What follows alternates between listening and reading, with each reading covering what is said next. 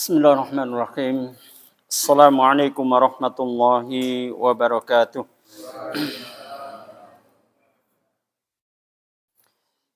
Alhamdulillah. Alhamdulillahi hamdan katsiran tayyiban mubarakan fi. Mubarakan alaihi kama yuhibbu rabbuna wa yarda. Wa asyhadu an la ilaha illallah wahdahu la syarika lah. Wa asyhadu anna Muhammadan abduhu wa rasuluh. Ya ayyuhalladzina amanu taqullaha haqqa tuqatih wa la tamutunna illa wa antum muslimun. Wa ba'du. Allahumma salli ala Muhammad wa ala alihi wa ashabihi wa man tabi'ahum bi ihsani ila yaumil qiyamah. Faqala Allahu ta'ala fil Qur'anil Karim, Innal ladzina amanu wa 'amilus solihati kanat lahum jannatul firdausi nuzula. Wa qala Nabiyullah Muhammad sallallahu alaihi wasallam fil hadits, al jannatu mustaqatun ila arba'ati nafarin, talil qur'ani wa hafidhil lisani wa mut'imil ji'an wasaimin fi syahri Ramadan. Atau kama qala Rasulullah sallallahu alaihi wasallam. Saudara-saudaraku seiman jamaah salat maghrib musalla al-jihad yang insyaallah dimuliakan Allah Subhanahu wa taala. Alhamdulillah kembali Allah Subhanahu wa taala mempertemukan kita di kegiatan majelis ilmu hari ini. Semoga pertemuan kita pertemuan yang diridhai oleh Allah Subhanahu wa taala, pertemuan yang dicintai oleh Allah, sehingga apapun yang kita lakukan manakala diridhai dan dicintai oleh Allah, maka yang kita lakukan itu adalah ibadah kepada Allah Subhanahu wa taala. Salawat serta salam senantiasa kita sampaikan pada junjungan kita Nabiullah Muhammad sallallahu alaihi wasallam. Saudara-saudaraku seiman, pada hari ini kita akan membahas satu tema yang menyenangkan, yang memang menjadi keinginan kita semuanya, bahkan orang kafir sekalipun juga pengen gitu ya. Yaitu saya berikan judul yang dirindukan surga. Aku yakin kita semuanya pengen masuk surga. Orang kafir sekalipun juga pengen masuk surga. Ya. Tapi biarlah, kalau bagi orang kafir ya biar menuruti keinginan mereka saja. Tapi kita membahas untuk diri kita yang juga pengen surga ini, kira-kira sudah layak masuk surga atau belum sih? Gitu. Atau setidak-tidaknya kita termasuk yang dirindukan surga atau tidak. Ya. Satu hadis Rasulullah sallallahu alaihi wasallam yang tadi saya bacakan, riwayat Imam At-Tirmizi juga Imam Abu Daud. Rasulullah sallallahu alaihi wasallam menyatakan al jannatu mustaqatun ila arba'ati nafarin. Surga itu merindukan 4 golongan. Sambil kita merenung, sambil kita melihat diri kita, kira-kira kita masuk golongan yang mana kira-kira. Yang pertama adalah talil Qur'ani. Talil Qur'ani ini adalah yang dimaksud orang yang suka membaca Al-Quran. Ya. Tapi tentu butuh penjelasan. Talil Qur'an ini apa hanya sekedar membaca, melafalkan, atau bagaimana? Ya, nanti penjelasannya nanti. Yang kedua, yang dirindukan surga adalah kelompok wahafidhil lisan, dan orang yang menjaga lisannya. Hati, lisan ini kasaif. Lisan ini kayak pedang gitu ya. Bahkan lebih tajam dari pedang ya. Apalagi ya Pak Tarno sekarang hiruk pikuk dengan pil pahit gitu ya. Lisan kemana-mana. Ya. Lisan kemudian diganti dengan jari jemari. Ya. Itu golongan yang kedua, hafidhil lisan. Golongan yang ketiga yang dirindukan surga adalah mut'imil ji'an. Orang yang suka memberi makan orang yang kelaparan. Ya. Suka memberi makan orang yang kelaparan.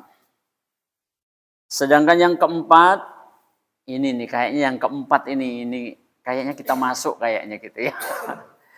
Siapa dia? Shaimin fi syahri Ramadan. Orang yang menjaga puasa Ramadannya. Kira-kira masuk nggak kira-kira kita? Insya Allah. Iya, insya Allah. Tapi kan kita nggak tahu puasa kita berhasil atau enggak. Baik. Kita tinggalkan dulu hadis itu. Saudaraku seiman, sesungguhnya keinginan kita tentang surga itu mudah loh kita dapatnya. Mewujudkannya gampang. Kalau apa? Tentu kalau kita ngikutin aturan yang punya surga. Siapa yang punya surga? Allah. Asal kita mengikuti aturannya Allah, ya masuk surga kita gitu loh ya. Nah, saudaraku seiman, coba kita akan membaca ayat, hadis, nanti kita akan tahu, oh iya, gampang ternyata masuk surga itu ya. Yang pertama tadi saya bacakan surat Al-Kahfi, ayat yang ke-107. Allah Subhanahu wa taala menyatakan innal ladzina amanu wa 'amilus solihati kanat lahum jannatul firdausi nuzula. Sungguh orang yang beriman dan mengerjakan kebajikan, mengerjakan amal solih, untuk mereka disediakan surga Firdaus sebagai tempat tinggalnya. Nah, bukankah kita sudah memenuhi paling tidak satu syarat dulu lah ya, menjadi orang beriman. Betul, kita menjadi orang beriman. Tapi kadang yang menjadi persoalan iman kita itu diterima oleh Allah apa enggak sih? Gitu. Takutlah dengan ayat Allah Subhanahu wa taala dan mudah-mudahan tentu tidak terjadi pada diri kita, tidak terjadi pada keluarga kita. Allah Subhanahu wa taala menyatakan wa minan nasi may yaqulu amanna billahi wa bil yaumil akhiri wa ma hum bimumin. Ini surat Al-Baqarah ayat ke-8 kalau nggak salah ya. Wa minan nasi may yaqulu amanna billahi wal yaumil akhir. Dan sebagian manusia mengaku beriman kepada Allah, juga mengaku beriman kepada hari akhir. Kita pun juga mengaku beriman kepada Allah, beriman kepada hari akhir. Tetapi kemudian Allah menyatakan wa ma hum bimumin. Dan tidaklah mereka termasuk orang beriman. Sudah mengaku beriman kepada Allah, sudah mengaku beriman kepada hari akhir, ternyata oleh Allah dinyatakan tidak termasuk orang beriman. Artinya imannya ditolak. Kemudian Allah cerita tentang orang-orang munafik. Ya. Nah, saudaraku seiman, maka hendaklah kita terus memohon kepada Allah agar iman kita diterima oleh Allah. Dan juga memperhatikan hal-hal berkaitan dengan misalnya nawaqidul iman, pembatal keimanan. Utamanya kesyirikan, ya, dan sebagainya, banyak itu, ya.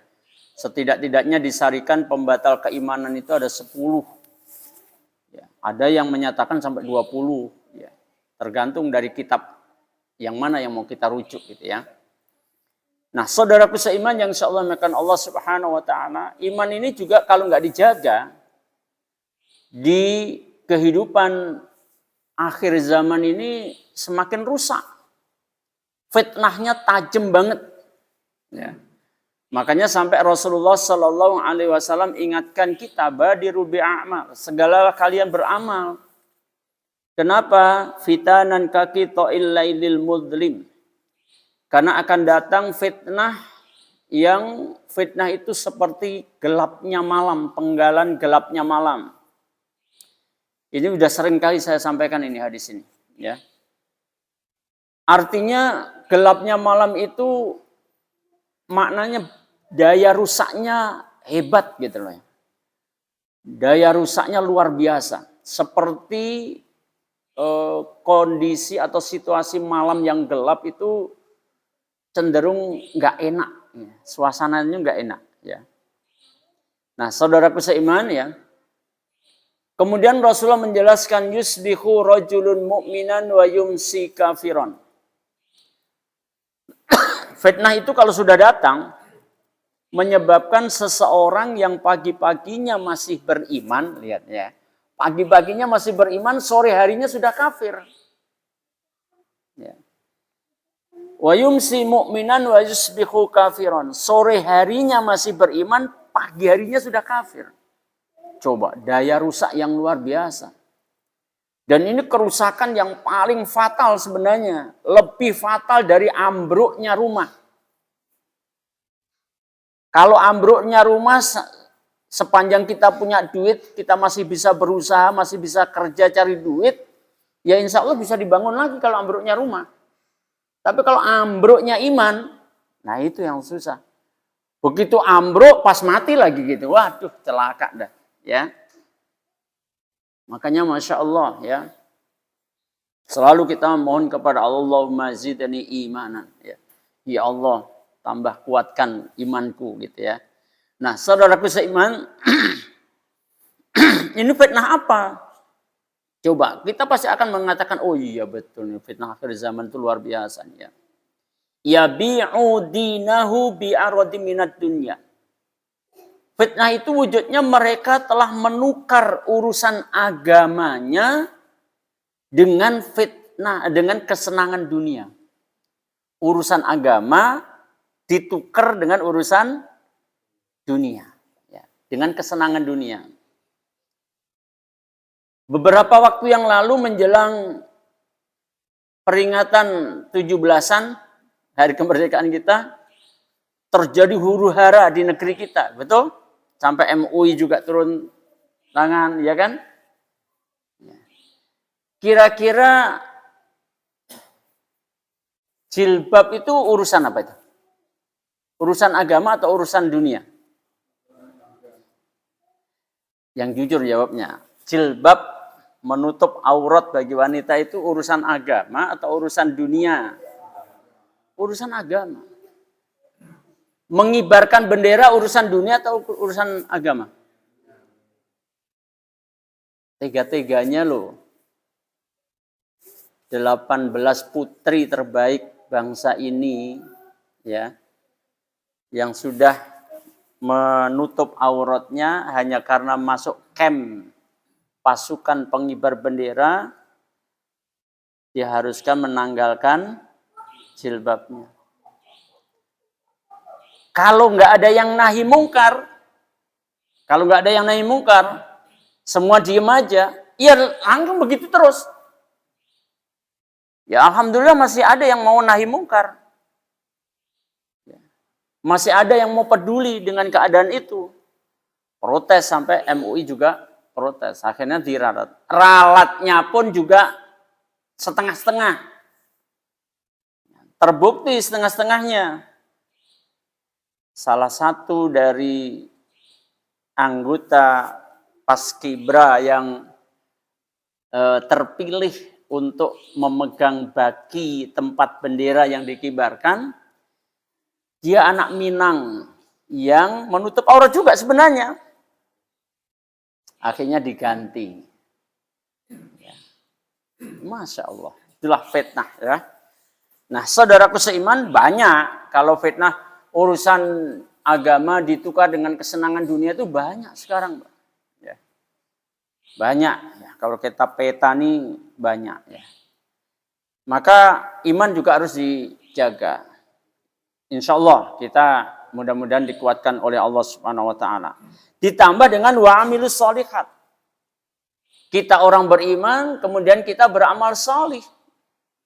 Kalau sudah terpenuhi itu, maka kanat lahum jannatul firdausi nuzula. Kita akan disiapkan tempat kita di surga Firdaus. Banyak ayat-ayat seperti ini juga di dalam surat Al-Baqarah ayat 82 diantaranya. Walladzina amanu wa amilus solihati ulaika ashabul jannah. Dan orang-orang yang beriman dan mengerjakan kebajikan, ulaika ashabul jannah. Mereka itu penghuni surga. Jadi kans kita untuk mewujudkan keinginan surga itu gampang kan? Jadi orang beriman, beramal soleh, selesai.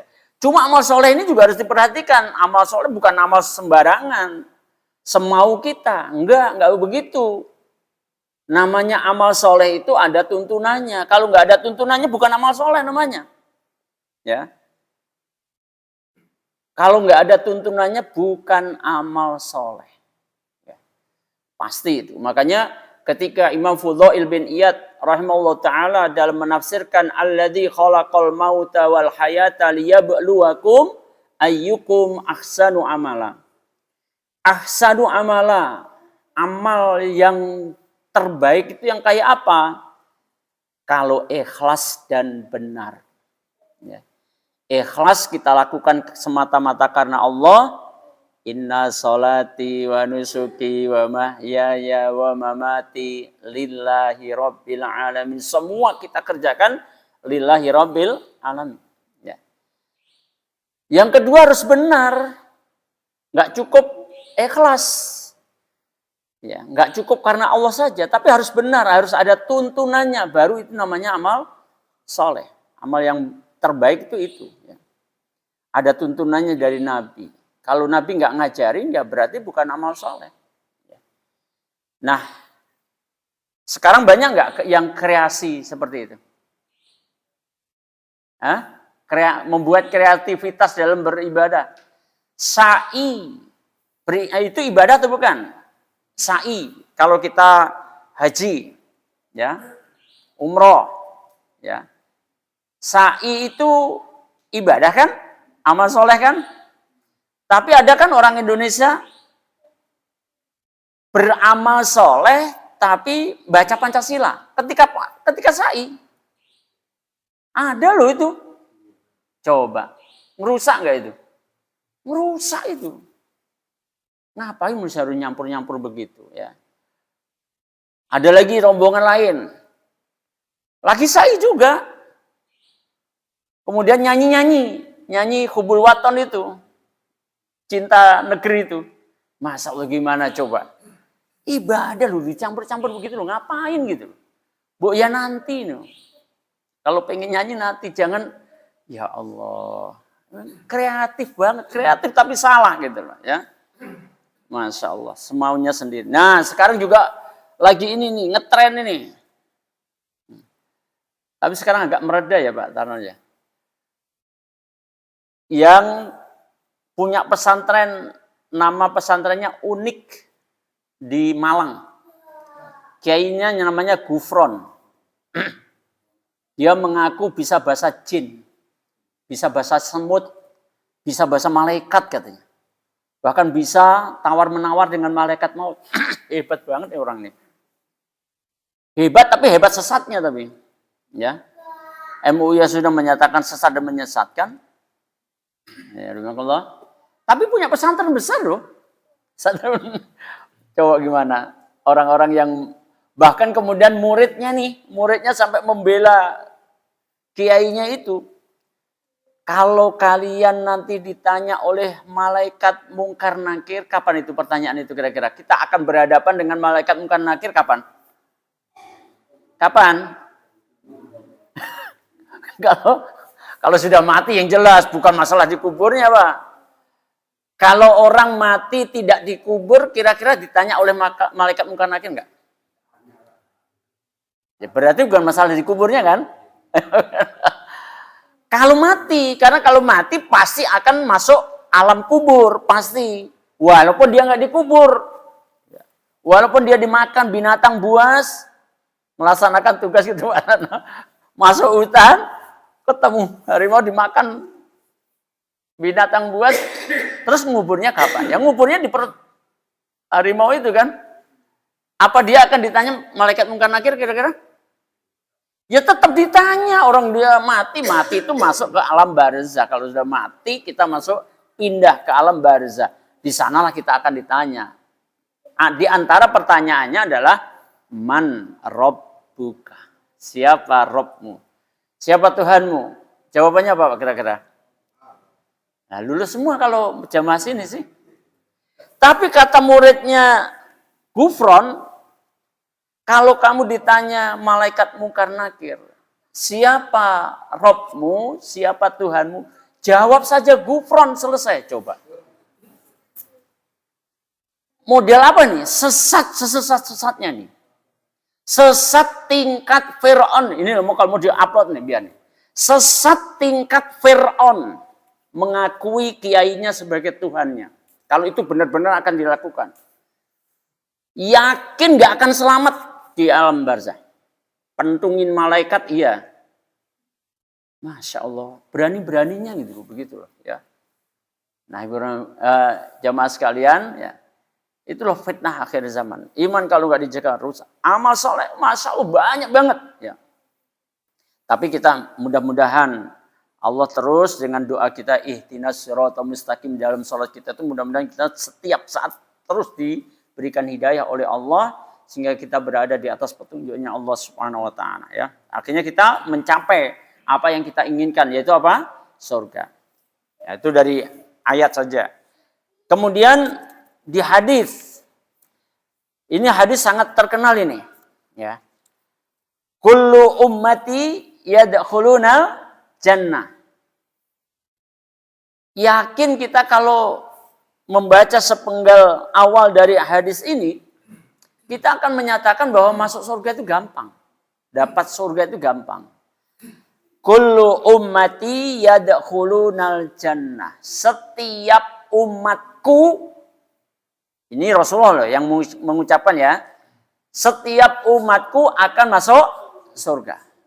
Berarti gampang kan masuk surga?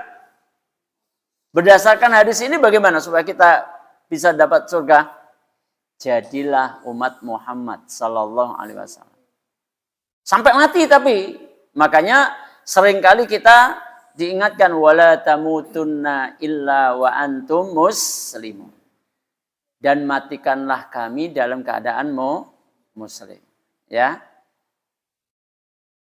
Dan janganlah kan kok doa sih, janganlah kamu mati kecuali dalam keadaan muslim, ya. Nah, saudaraku seiman yang insyaallah dimuliakan Allah Subhanahu wa taala gampang.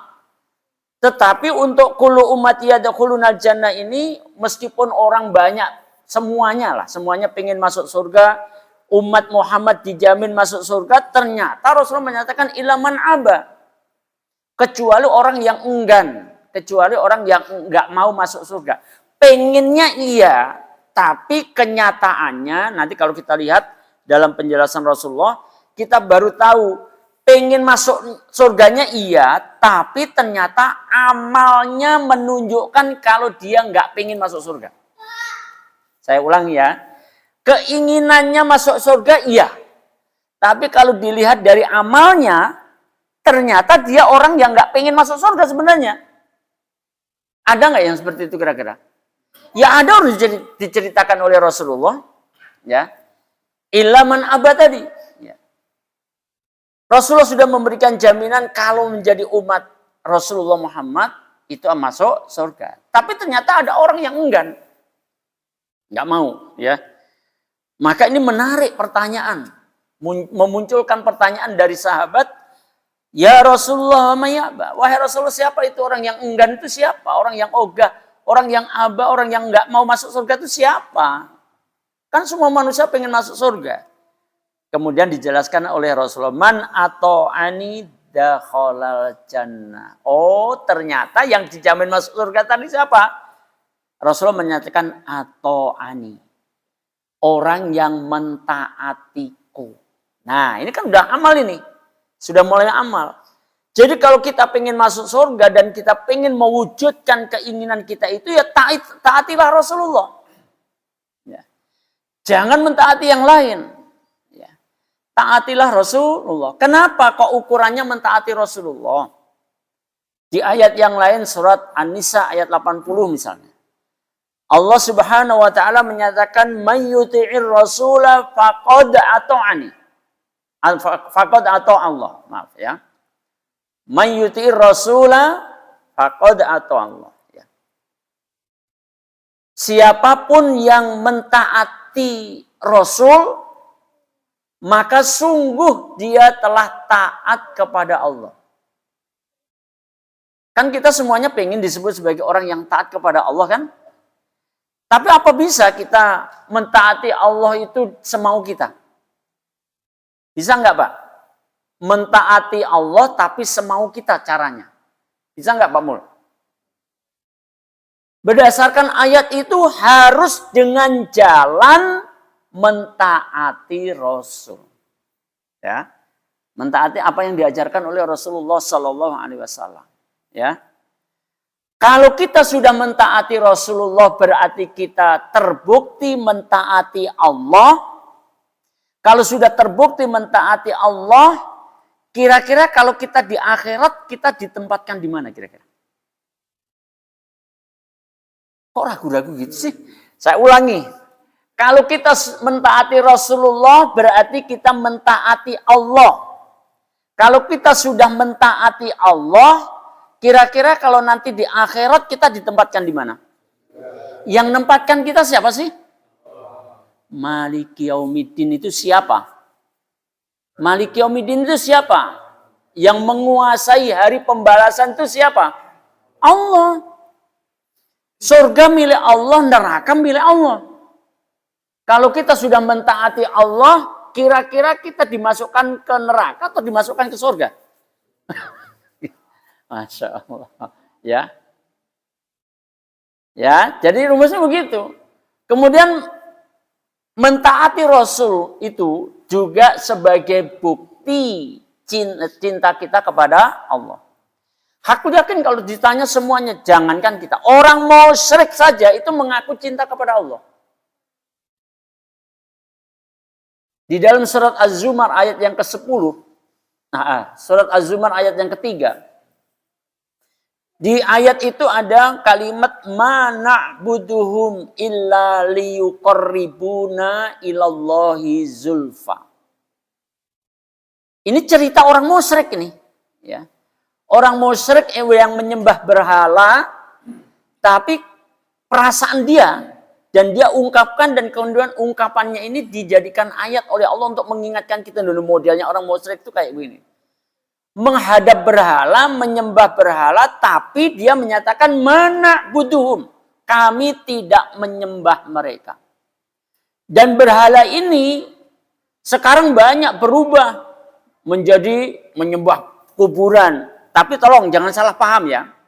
Yang saya sampaikan menyembah kuburan ini bukan dalam makna ziarah kubur, beda ya. Kalau ziarah kubur sunnah.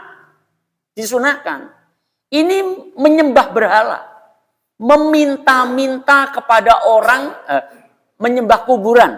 Meminta-minta kepada orang yang dikuburkan. Yang sudah dikubur. Banyak nggak seperti itu? Banyak sekali. Orang datang ke, jangankan kuburan orang yang dianggap soleh. Kuburannya mbahnya aja kadang-kadang juga dicambati. Mbah, cucunya mau ujian, ditolong yang mbah ya. Aduh, kok minta tolong mbahnya yang dikubur? Ya, ini minta tolong, iya karena budu, iya. Karena setelah ini itu apa? Hanya kepadamu ya Allah kami beribadah, hanya kepadamu ya Allah kami minta tolong. Jangan minta tolong kepada mbah yang sudah dikubur. Syirik itu. Ya.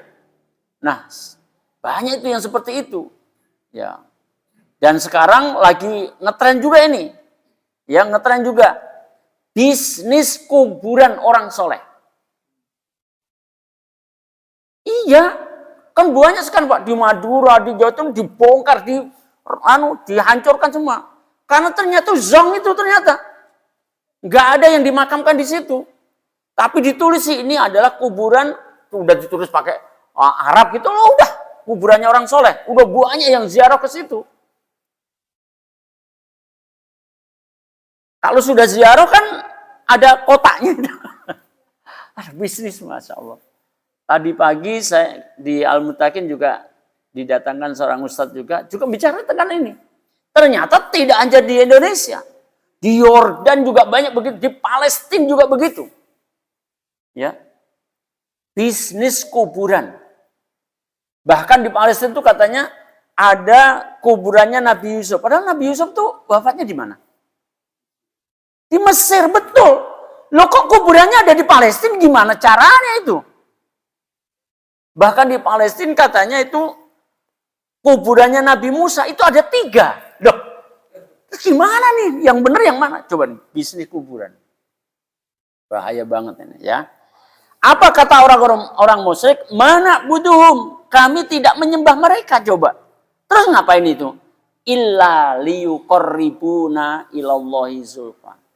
Kecuali agar mereka ini, para berhala, orang yang dikubur dan sebagainya ini, agar mendekatkan kami kepada Allah dengan sedekat-dekatnya.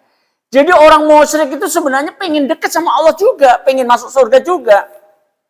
Cinta Allah juga, cuma jalannya caranya yang salah. Ya. Nah, saudaraku seiman, ya. Sementara orang-orang yang mengaku cinta kepada Allah kita saja ini diarahkan oleh Allah. Qul in kuntum tuhibbunallah dalam surat Al-Imran ayat 31 ini, ya. Qul in kuntum tuhibbunallah fattabi'uni yuhibbukumullah wa yaghfir lakum dzunubakum. Al-ayat. Katakanlah jika kalian benar-benar mencintai Allah, kan kita mengaku cinta Allah nih. Kalau kalian benar-benar cinta kepada Allah, Rasulullah diperintahkan untuk menyatakan fattabi'uni, ikutilah aku, ikutilah Rasulullah maksudnya. Taatilah Rasulullah. Itu sebagai bukti cintamu kepada Allah. Kalau kita sudah bisa membuktikan cinta kita kepada Allah dengan mengikuti Rasulullah, maka akan mendapatkan yuhibbukumullah wa yaghfir lakum dzunubakum.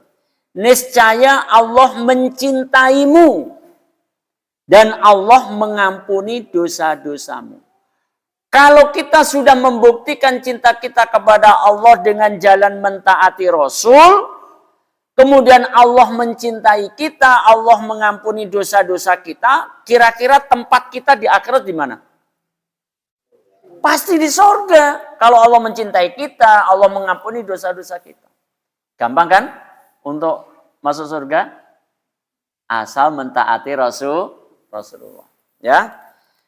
Terus yang enggan, yang ogah-ogahan masuk surga itu siapa? Wa man asani faqad aba. Siapapun yang mendurhakaiku, yang menyelisihiku, dialah orang yang enggan masuk surga. Walaupun tampak dia mungkin luar biasa gitu ya, kelihatannya ibadah tapi banyak melakukan penyimpangan dari ajaran Rasulullah, apalagi tadi. Emang Rasulullah pernah ngajarin kalau kamu ditanya man rabbuka jawab aja nama kiaimu gitu? Masya Allah, itu kan luar biasa kesesatannya. Tapi berani banget orang-orang ini, ya. Nah, saudaraku seiman, kemudian satu hadis lagi. Tadi sudah saya tanya, yang punya surga, yang punya neraka siapa? Kalau kita pengen surga, maka mintanya kepada siapa? Ya kepada pemiliknya, ya kan? Kepada pemilik, jangan minta kepada yang lain, minta kepada pemiliknya. Inilah yang diingatkan oleh Rasulullah Sallallahu Alaihi Wasallam, ya, dalam hadis dalam kitab Sahihul Jami, ya, dari sahabat Anas bin Malik radhiyallahu anhu bahwa ia berkata, Rasulullah SAW bersabda, man sa'alallahal jannata salasa marratin qalatil jannatu Allahumma adkhilhul jannat. Ya. Man sa'alallah, siapapun yang minta kepada Allah, apa yang diminta? Al jannata. Apa itu? Jannah, surga. Kita minta kepada Allah, minta surganya. Salasa marratin, mintanya, doa kita itu diulang 3 kali. Allahumma inni as'alukal jannah. Kan biasanya lafalnya itu kan yang digunakan. Allahumma inni as'alukal jannah. Allahumma inni as'alukal jannah. Diulang 3 kali. Maka qolatil jannatu, kata Rasulullah. Maka berkatalah surga kepada Allah. Jadi kalau kita sudah doa 3 kali itu, surga itu bereaksi. Surga itu bereaksi dengan mengatakan kepada Allah, apa yang dikatakan kepada Allah? Allahumma adkhilhu. Ya Allah, masukkanlah dia. Dia siapa ini? Dia siapa? Dia yang minta surga diulang 3 kali tadi loh. Berdoa minta surga diulang 3 kali. Surga langsung minta kepada Allah, Allahumma adkhilhul jannah. Ya Allah, masukkanlah dia ke dalam surga. Lihat, ya. Ternyata yang bisa ngomong itu enggak cuma manusia, surga pun juga bisa ngomong kepada pemiliknya, ya. Di dalam hadis ini sekaligus Rasulullah juga mengenalkan tentang neraka. Kalau terhadap neraka, apa yang kita minta? Waqina adzabannar. Apa itu? Minta apa itu? Jauhkanlah dari api neraka. Minta dihindarkan dari api neraka. Kan begitu ya?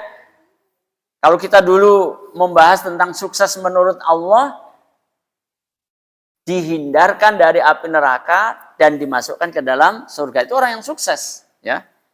Nah, saudaraku seiman, Rasulullah menyambung wa manis tajaro minan nari salasa marratin qalatin naru Allahumma ajirhu minan nar. Ya. Dan siapapun yang minta dijauhkan dari api neraka, mintanya 3 kali juga. Allahumma inni a'udzubika minan nar. Allahumma inni a'udzubika minan nar. Atau doa yang sapu jagat akhirnya itu waqina adzabannar, waqina adzabannar, waqina adzabannar. Minta dijauhkan dari api neraka 3 kali mintanya, diulang 3 kali. Qolatin naru, maka berkatalah neraka kepada Allah. Apa yang dikatakan neraka kepada Allah, kepada pemiliknya?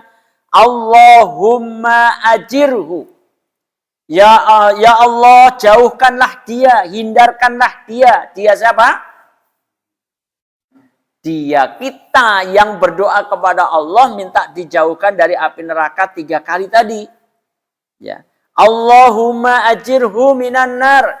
Ya Allah, hindarkanlah dia dari api neraka. Kalau gitu gampang enggak?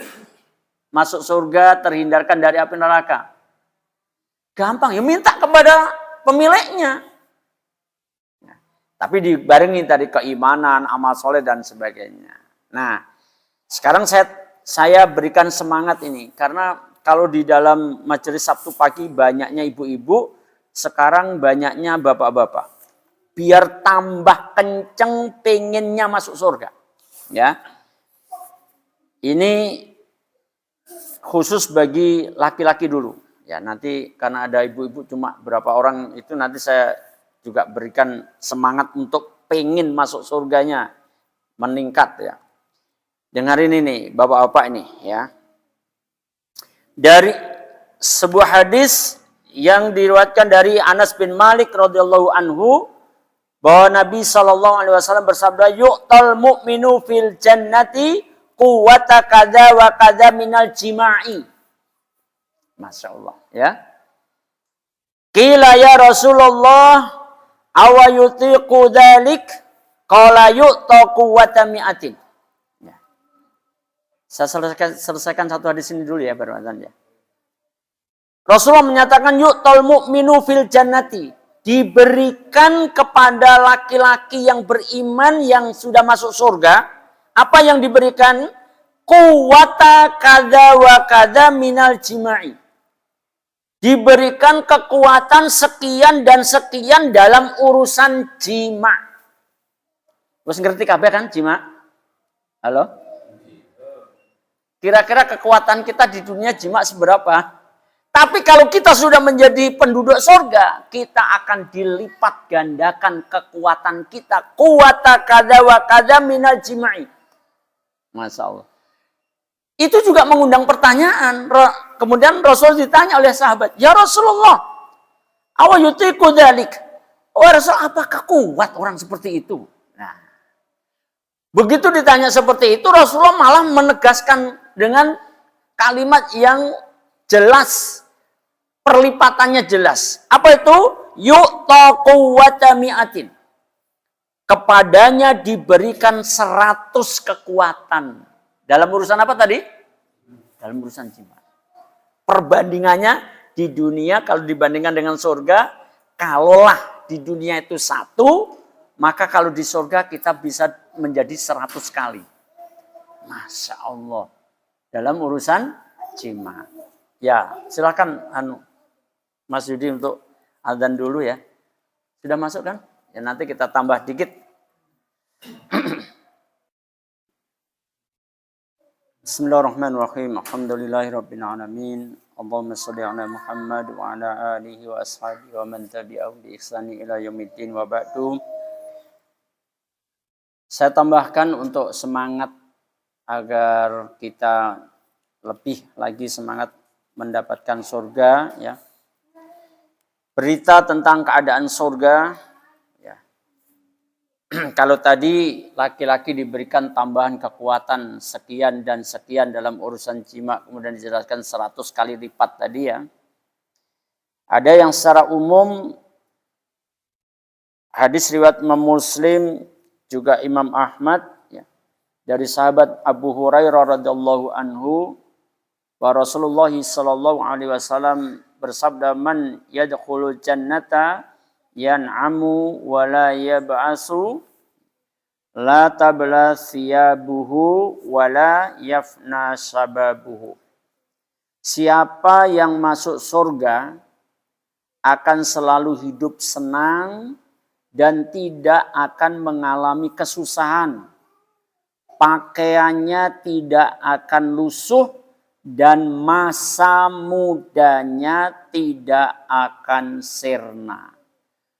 Nom terus, muda terus. Kalau di dalam hadis yang lain, usia kita, ini yang paling sepuh siapa nih Pak Tarno kira-kira? Paling sepuh. Jenengan berapa Pak usia? 68. Jenengan? Wih. Masya Allah. Ya. Ternyata kalau di surga itu usia kita antara 30 sampai 33 tahun. Ya. Dan itu awet segitu terus gitu loh ya. Baik, ini yang ibu-ibu nih, walaupun ini saya lihat ibunya ini kayaknya juga ibu yang ikut majelis Sabtu pagi. Wanita surga. Jadi kalau membahas surga itu ada penduduknya. Kalau untuk perempuan itu ada 2 jenis nanti yang di dalam surga itu. Ada yang disebut dengan bidadari, ada yang disebut dengan wanita surga. Kalau bapak kaitannya dengan kekuatan jima yang tadi, itu kaitannya nanti bahwa laki-laki itu pasti di surga ya ini ya. Tolong pikirannya dibawa ke surga, jangan ditinggal di dunia, nggak cocok nanti. Ya pasti nggak cocok.